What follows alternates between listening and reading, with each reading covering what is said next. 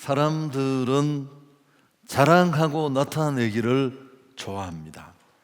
그래서 자식도 자랑하고 또 교회도 자랑하고 또 어떤 분은 자기가 받은 은사를 자랑하기도 합니다. 그렇지만 오늘 우리가 함께 읽은 본문의 바울을 보십시오. 그는 누가 뭐라고 해도 당대 최고의 실력자고 또 사역자입니다. 틀림이 없는데 그럼에도 불구하고 그는 인간적으로 내세울 것이 얼마나 많았습니까? 가문, 학벌, 혈통, 신비한 체험을 한 것도 한두 가지가 아닌데 삼층천에 간 경험도 있잖아요. 그렇지만 그 어떤 것도 바울은 자랑하지 않았습니다. 다메섹으로 가는 길에 부활하신 우리 예수님을 만나고 난 후에 그는 큰 은혜를 받았습니다. 그 이후에 바울은 십자가만 자랑하겠다, 그렇게 고백했습니다. 심지어 고린도전서에는 보면 십자가 외에는 아무것도 알지 않겠다, 그런 결단까지 하는 것을 우리는 볼 수 있습니다. 사실 십자가는 굴욕이고 저주 아닙니까? 형벌 중에서도 이 십자가 벌은 너무 지독하고 그래서 정말 죄질이 나쁜 반역죄나 극악무도한 죄인이 아니면 이런 형벌은 제한적으로 시행이 되었습니다. 특히나 로마는 자국민에게는 어떤 경우에도 십자가 벌을 적용하지 않았다고 합니다. 그만큼 사람들은 십자가의 죽음을 혐오하고 또 치욕스럽게 생각했는데 바울은 그 십자가를 자랑하겠다고, 그 십자가만 알겠다고 거듭 결단하고 있습니다. 기독교는 십자가의 종교입니다. 십자가는 기독 신앙의 요체요 핵심입니다. 기독교 신앙을 십자가 떠나서는 설명할 수도 없습니다. 또 존재할 수도 없고요. 십자가 밑에서 교회가 시작되었고 또 우리 성도들도 그 십자가의 은혜를 통해 만들어졌기 때문에 그렇습니다. 오늘 이 고난 주간을 시작하는 종료 주일에 바울은 왜 그토록 십자가에 심취했을까? 우리가 한번 십자가를 묵상하면서 이 종료 주일을 맞았으면 좋겠습니다. 우리 인생은 다 행복하고 싶어 하잖아요. 신앙과 불신앙을 떠나서 우리가 꿈꾸는 삶을 한마디로 표현하기는 쉽지 않지만 그래도 정리를 해본다면 잘 살고 싶고 행복하게 살고 싶다, 그게 우리가 바라는 한결같은 바람인데, 그래서 열심히 잘 살고 행복하려고 집도 늘리고 차도 바꾸고 갖은 노력들을 합니다. 여러분, 그럼 우리가 그런 노력을 끊임없이 지금까지 해왔는데 얼마나 우리가 많이 행복해졌을까요? 사정은 많이 나아지고 형편도 좋아졌는데 행복하지 못한 사람은 더 늘어난 것 같습니다. 이유가 뭐라고 했습니까? 결국 우리를 불행하게 하고 우리에게서 행복을 빼앗아가는 그 저면에는 결핍이나 부족이 아니라 사실은 죄가 도사리고 있습니다. 인생은 잘 살아도 신음이고 눈물이고 고통입니다. 죄를 끊어버리지 못하는 인생은 늘 죄 때문에 허덕이고 그 죄가 주는 온갖 질병과 부족에 전전긍긍하다가 죄값으로 죽음을 맞고 영원한 형벌 받는 것, 그게 우리 인생의 모습입니다. 모세가 시편 90편에서 잠깐의 인생을 그렇게 말하지 않았습니까? 우리 연수가 70이요 강건하면 80이라도 그 연수의 자랑은 수고와 슬픔뿐이다. 그래서 우리를 불행하게 만드는 것은 가장 큰 원흉은 죄인데, 감사한 것은 예수께서 이 죄 문제를 해결하러 이 땅에 오셨습니다. 그리고 철저하게 우리를 이 죄의 문제에서 해결해 주기 위해서 십자가 지시고 피 흘려 죽으셨습니다. 여러분, 오늘 종려주일로 시작되는 이 고난주간은 바로 이 일이 이루어지는 시작이에요. 그래서 우리 죄 때문에 그분은 그분의 죄가 아니라 우리의 행복을 가로막고 있는 이 죄를 해결해 주시려고 고난받으시고 십자가 지시고 죽으시고 부활하시고 그런 일들이 펼쳐집니다. 이 세상에 그 누구도 그 무엇도 골 깊은 인생의 이런 죄를 해결해 줄 수 없습니다. 오직 십자가에 피 흘려 죽으신 예수 그리스도의 보혈만이 우리 죄를 가리울 수 있습니다. 베드로전서 1장 18절 19절인데 함께 읽으면 좋겠습니다. 너희가 알거니와 너희 조상이 물려준 헛된 행실에서 대속을 받은 것은 은이나 금같이 없어질 것으로 된 것이 아니요 오직 흠없고 점없는 어린 양 같은 그리스도의 보배로운 피로 된 것이다. 우리가 그 허망한 행실과 죽음 같은 상황에서 대속을 받은 것은 은이나 금이 아니라 흠없고 점없는 어린 양 같은 그리스도의 보배로운 피로 되었다. 철저히 우리를 불행으로 끌고 가는 이 죄를 정복하고 죄 가운데 묶여있는 우리를 살리고 구원하고 행복하기 위한 하나님의 방법은 오직 하나뿐인데요, 그 한 가지 방법이 바로 십자가입니다. 칼 바르트라는 신학자는 십자가의 의미를 두 가지로 요약했습니다. 첫째, 자기 몸을 내 주기까지 보여주시는 하나님의 사랑이다. 두 번째는 인간의 죄는 십자가 아닌 다른 방법으로는 해결할 길이 없어 십자가의 대가를 치르고야 죄의 문제가 해결됨을 보여주는 것이다. 여러분, 이 두 번째가 더 곱씹을 만합니다. 죄는 얼마나 무서운지를 보여줍니다. 전 인류를 한 사람도 예외 없이 조금 나은 삶을 사는 자라도 철저하게 죄의 굴레를 끌고 가는 절망의 정말 그 가장 큰 원흉인데, 근데 이 죄를 덮는 더 큰 역사가 십자가를 통해 있었다라는 것을 예수 그리스도의 십자가의 피 흘리심을 보여준다는 겁니다. 죄에 빠져 생명과 축복과 근원 되신 그 하나님과 끊어지고 단절된 인생, 아무리 노력해도 행복할 수 없습니다. 어항 뛰쳐나온 물고기 몸부림친다고 되나요? 돼지로부터 꺾여진 초목이 본인이 노력한다고 생존할 길이 있습니까? 없습니다. 마찬가지 아니겠습니까? 십자가에 예수께서 이런 죄로 가리워진 하나님과 우리 관계를 화목제물 되셔서 청산해 주시고 뚫어주셔서 우리는 새로워졌는데, 로마서 3장 25절에 이 예수를 하나님이 그의 피로서 믿음으로 말미암는 화목제물로 세우셨으니 이는 하나님께서 길이 참으시는 중에 전에 지은 죄를 간과하심으로 자기의 의로우심을 나타내려 하셨다. 죄 때문에 생명과 축복 되신 하나님께로 나갈 수 없어서 우리 인생이 참 어려워졌는데, 우리 죄를 해결해 주시는 화목제물 되신 예수님의 피 때문에 우리는 다시 하나님과 소통하게 되고 관계를 회복하게 되었다는 겁니다. 여기 로마서 3장 25절이 말하는 화목이라고 번역된 단어는 사실 덮다, 가리우다 그런 의미를 지니고 있습니다. 죄가 자리 잡았던 곳에 다른 어떤 것이 들어와서 자리를 차지하고 하나님께서 더 이상 그것 때문에 죄를 보지 않게 되었다, 그런 의미를 가지고 있습니다. 짐승의 피는 죄의 문제를 해결할 수 없어요, 결코. 여러분, 과거 예수 십자가 이전에 하나님 앞에 나아가려는 자들은 양과 소 제물에 자기 죄를 전가시키고 그 피를 뿌렸습니다.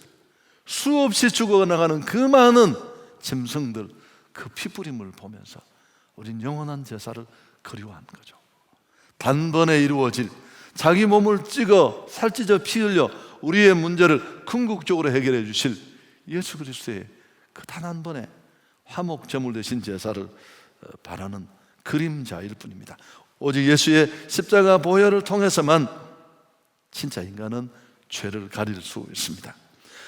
이사야 38장 17절에 주께서 내 영혼을 사랑하사 멸망의 구덩이에서 건지셨고 내 모든 죄를 주의 등 뒤에 던졌다. 참 멋있는 표현이고, 미가서 7장 19절 다시 우리를 긍휼히 여기셔서 우리의 죄악을 발로 밟으시고 우리 모든 죄를 깊은 바다에 던지시리로다. 오늘 설교가 좀 딱딱하죠? 아멘 집사님 얘기해드리겠습니다. 다 아는데 처음 들은 것처럼 너무 행복하네 그러시면 돼요.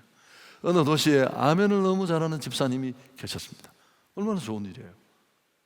근데 문제는 아멘 잘하는 집사님이 언제 아멘을 할지 잘 모른다는 겁니다. 뭐 성령이 감동이 되면. 근데 더 큰 문제는 그 교회 담임 목사님에게 있었습니다. 연세가 많으셔서 두꺼운 안경을 끼고 겨우 이렇게 원고를 손으로 잡아가면서 보고 있는데, 이 아멘 집사가 전혀 감동이 안 될 것 같은 순간에도 아멘 하면 너무 놀라서 목사님이 줄을 놓쳐. 이 보통 일이 아니잖아. 그렇지만 뭐 너무 은혜 받고 감사해서 아멘 하는 것 어떻게 말려요.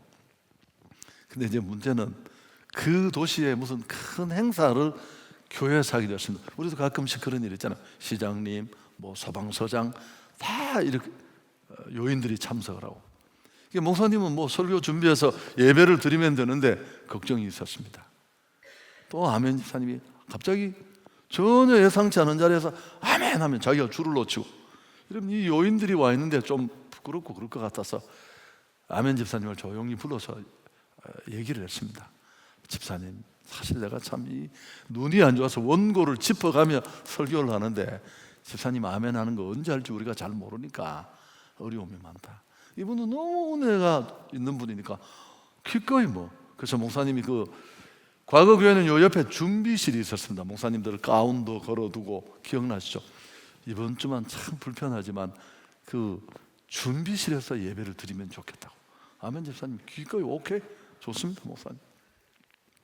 그리고 아멘 집사님이 그 준비실에서 예배를 드리고 있는데, 목사님은 뭐 설교를 잘 진행하고 있는데 너무 심심해서 주변에 봤더니만 지도책이 한 권 있길래 그렇게 끄집어내어서 보니까 세상에 필리핀의 어떤 바다는 너무 깊어서 3,000m가 넘더래요.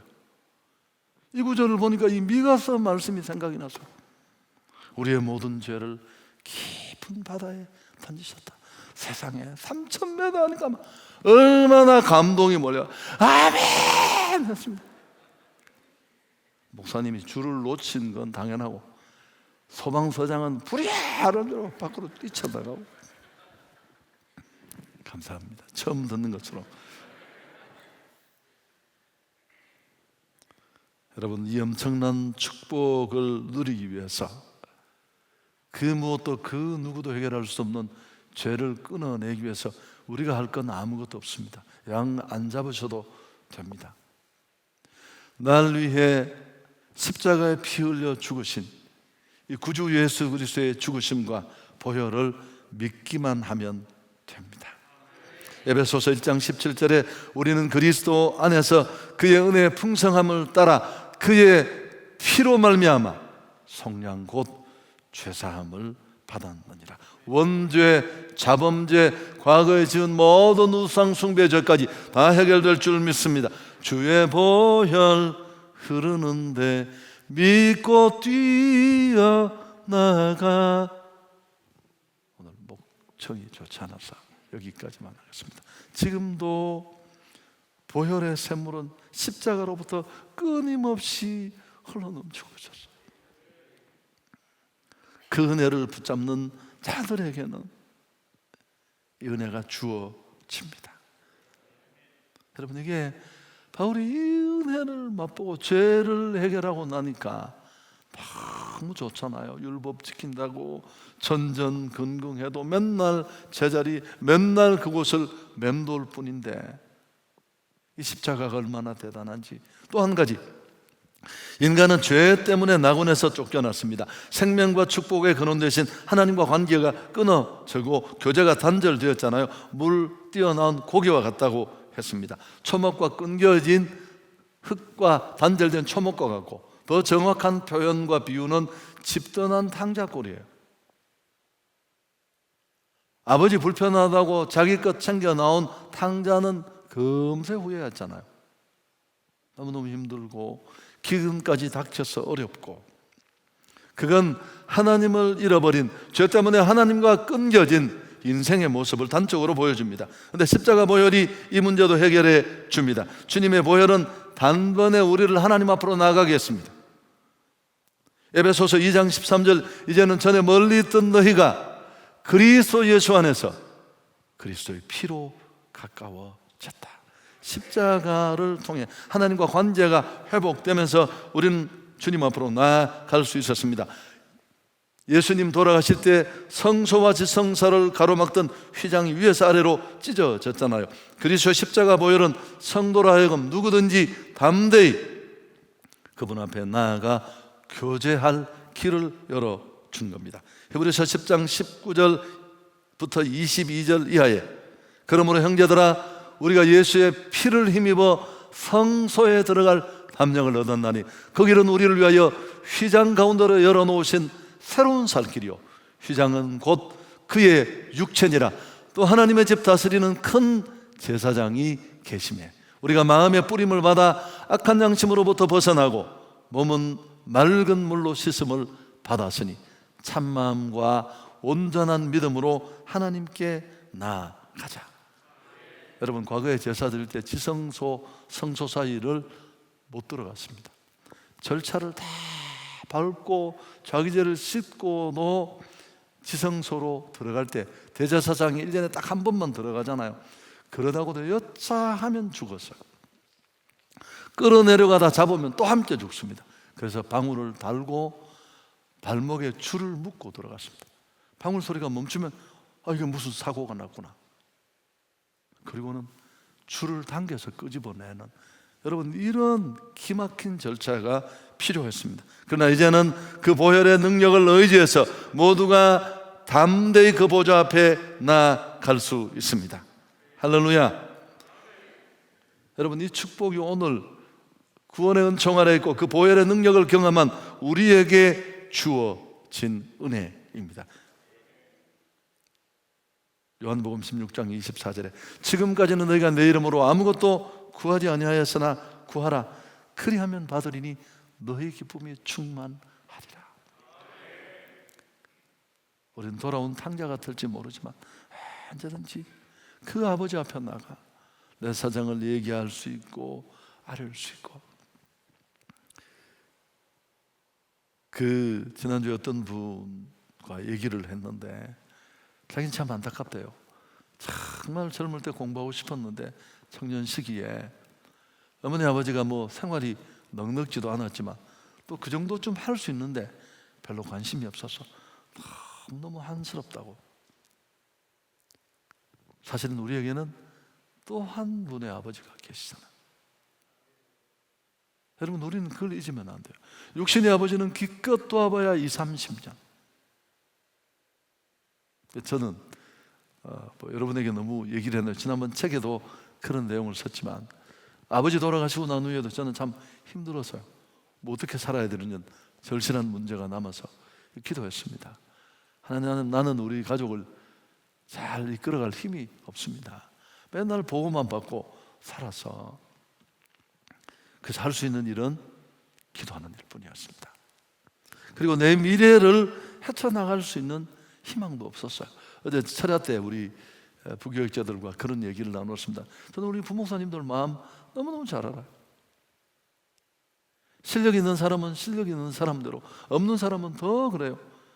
이 세상에 이렇게 많은 교회가 있다는데, 한국 교회가 이렇게 어렵다는데, 담임 목사 자리 하나 나면 수백 대의 경쟁을 뚫고 가야 된다는데, 그렇게 간다고 해서 목회를 잘할 자신도 없는데, 아니 누가 내게 그런 기회라도 줄까? 여러분, 저는 누가 이렇게 중간에 다리를 놔줄 분도 한 사람도 없었어요. 생각하면 얼마나 기가 막히겠습니까? 근데 나는 너무 잘 알죠. 제가 할 수 있는 일은 그죠, 교회 나가서 하나님, 나 같은 것도 한번, 그 아버지 되신 내 아버지는 이미 세상을 떠났지만 기도했어요. 근데 그분은 다 들어주셨습니다. 할렐루야. 여러분, 저만 들어주셨겠습니까? 정말 이게 닭살이 돋을 만큼 기도하고 잊어버린 것까지 다 채워주셨습니다.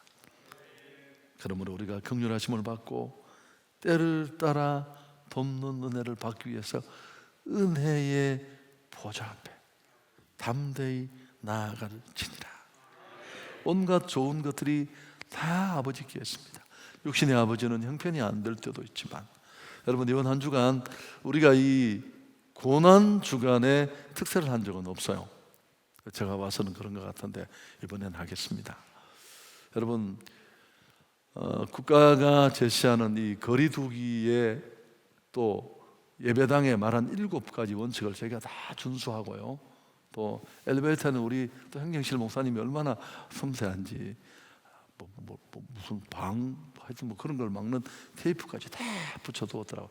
그래서 어제 많은 분들이 예를 들어서 2m 간격으로 지금 테이핑을 다 붙여놨어요. 아래 위층 하면 600석은 충분합니다. 부부는 뭐 가까이 앉으셔도 되니까 예배 드리고 싶은 분들 새벽에 나오실 수 있고요. 또 저희가 실황으로 여전히 중계도 할 겁니다. 우리가 그동안 무너진 게 너무 많잖아요. 눈에 보이는 것은 코로나19밖에 없지만 경제도 다 박살나고 수입이 빵원인 사람이 너무너무 많습니다. 다 그래요. 도대체 이 모든 것이 다 셧아웃된 상황에 어렵지 않은 사람이 누가 있습니까? 교회는 교회대로, 기업은 기업대로, 어려운 사람은 더 어렵고. 여러분 또 하나 기억해야 될 게, 항상 상황만 생각하시면 안 됩니다. 그 상황이 있게 된 그 상황과 맞물려 있는 영적인 일도 있어요. 코로나만 물러간다고 그게 제자리로 돌아오는 게 아닙니다. 기도해야 할 줄 믿습니다. 나를 위해서, 교회를 위해서. 사실 새벽에는 우리 교회가 잃어버린 게 없었어요. 숫자가 많이 줄었지만 훨씬 절실한 사람들이 그 자리를 다 지키고 있었어요. 기도하고 매달리고 그랬습니다. 여러분 상황을 보면 답답할 수 있는데요, 주님을 바라보면 또 우리는 상황 너머를 알 수 있습니다. 그래서 나는 결핍과 부족이 있지만 모든 것을 가지신 그 하나님 앞에 나와 기도하면, 여러분 정말 어려운 일이 있다면 한 3년만 한번 통곡해 보십시오. 당신 진짜 있는 분이지? 나 너무 궁금한데 한 번만 보여주십시오. 난 너무 많이 그런 기도를 했었어요. 또 한 가지, 여러분 십자가는 우리를 이렇게 정말 행복할 수 없는 죄 문제로 막혀있던 인생에 죄를 끊어내 주셨습니다. 아무도 누구도 할 수 없는 일, 종교도 선행도 어떤 공로도. 대한민국 가난했잖아요. 복음 들어오고 다 잘 살았고 OECD에 들어가고 또 어떻게 이렇게 또 의료 체계도 앞서서, 여러분 보험 이런 게 되어 있다는 건, 이건 다른 나라를 가보신 분은 참 대한민국 작아서 그렇기도 하지만 참 대단한 나라다, 뭐 그런 것들. 여러분 이런 다 기독 신앙이 들어오면서 제일 먼저 한 일이 병원도 세우고, 물론 우리가 잘한 체제도 있습니다만은 우리가 이만큼 오늘까지 살게 된 것도 넉넉하신 그분과 연결되어서 있는 일이니까요. 또 한 가지는, 십자가는 어떤 은혜를 주느냐 하면, 인간을 범죄케 한 옛 사단과 여인의 시, 사람 사이에는 끊임없이 전쟁이 계속되고 있습니다. 이게 영적 전쟁이잖아요. 한성교회는 4월에 늘 영적 전쟁을 해왔습니다만은, 여러분 영적 전쟁에 대한 눈이 열리지 않으면 다음 주일 예배 때 이런 말씀이 전해질 것 같은데 영향력이 없습니다. 구원은 겨우 받을지 모르지만 또 다른 사람에게 복음을 주어서 살려내는 선조적 삶 불가해요. 그런데 예수 그리스도의 십자가 사건으로 이 영적 전쟁은 새로운 국면을 맞습니다. 왜냐하면 십자가 보혈의 능력으로 이길 수 있는 승리의 길이 열렸기 때문입니다. 요한일서 3장 8절에 죄를 짓는 자는 마귀에게 속하나니 마귀는 처음부터 범죄함이라. 하나님의 아들이 나타나신 것은 마귀의 일을 멸하려 하심이라. 사단은 죄로 인간을 걸어 넘기고 죄 때문에 인간을 사로잡고 공격하는데, 십자가에서 그 죄가 사라졌어. 보혈의 능력이 임하고 십자가 복음이 전해지는 곳에 사단은 더 이상 공격할 근거를 잃어버립니다. 계시록은 이 영적 전쟁에 승리할 수 있는 무기를 그래서 소개하는데, 계시록 12장 11절, 또 우리 형제들이 어린 양의 피와 자기들이 증언하는 말씀으로서 그를 이겼으니 그들은 죽기까지 자기들의 생명을 아끼지 아니하였다. 이기는 방법은 어린 양의 피와 증언하는 말입니다. 사단의 모든 권세에 대한 승리는 오직 어린 양의 피로 말미암는 겁니다. 지난날 훨씬 더 막강한 힘으로 세상을 찍어 누르던 사단은 십자가 사건으로 머리통이 끼어지는 치명타를 입게 된 겁니다. 이제 마지막 발악을 하는 장면이 계시록 12장 12절 이하에 나와 있습니다. 그러므로 하늘과 그 가운데 가는 자들은 즐거워하라. 그러나 땅과 바다는 화 있을진저 이는 마귀가 자기의 때가 얼마 남지 않은 줄을 알므로 크게 분내어 너희에게 내려갔음이라 하더라. 용이 자기가 땅으로 내쫓긴 것을 보고 남자가 낳은 여자를 박해한다. 좀 복잡한 비유가 요한계시록에 많이 나오는데, 여기 나오는 이 여자는 지상에 있는 하나님의 교회를 말해요.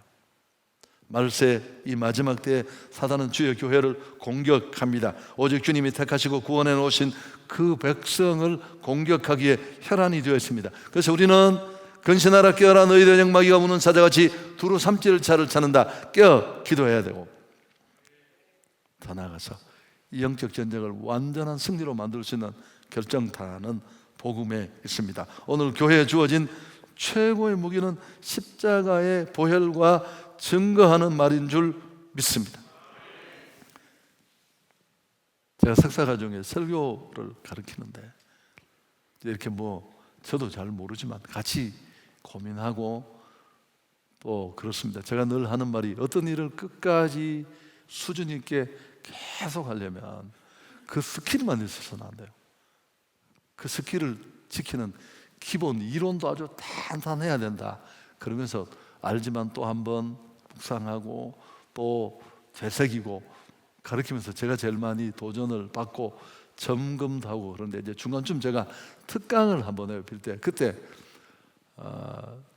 전도 설교에 대해서 제가 특강을 합니다. 제가 이 강의를 할 수 있는 이유는 제 사역이 전도하는 일과 이어서 복음 전도 설교를 맨날 했잖아요.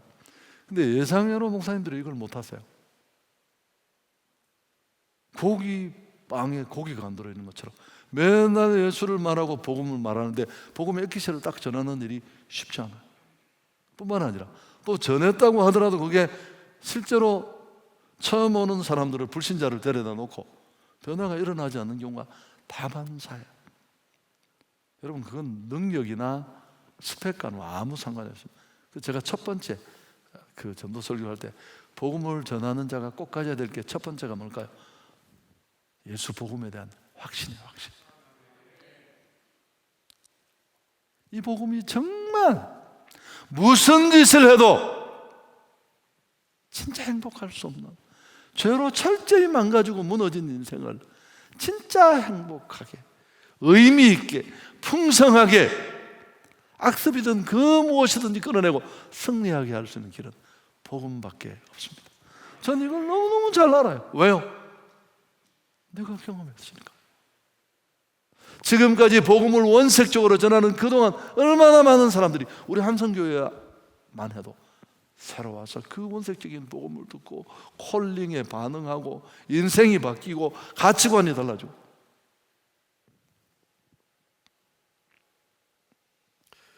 여러분, 요한 웨슬레의 말을 우리가 꼭 기억했으면 좋겠습니다.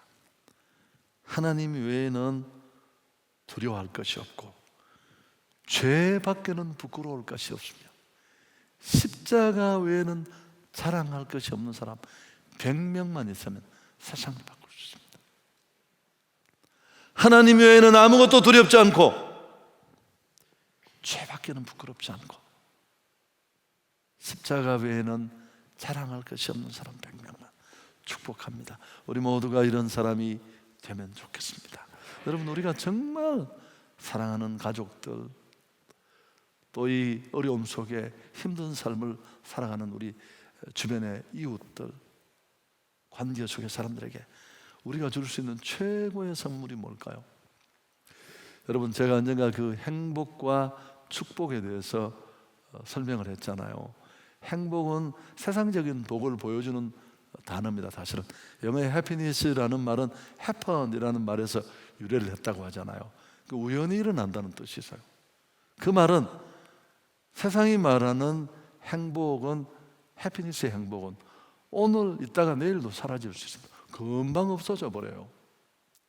그렇지만 성경이 말하는 축복은 blessing인데, 이 blessing은 bleed라는, 피 흘리다 라는 데서, 그 어근에서 출발한 단어입니다. 여러분, 예수의 피가 닿는 곳에 진짜 축복이 임하는 줄 믿습니다. 그래서 우리는 이번 이 코로나 문제로 모두가 경황이 없습니다만, 그래도 해야 할 일은 해야 돼요.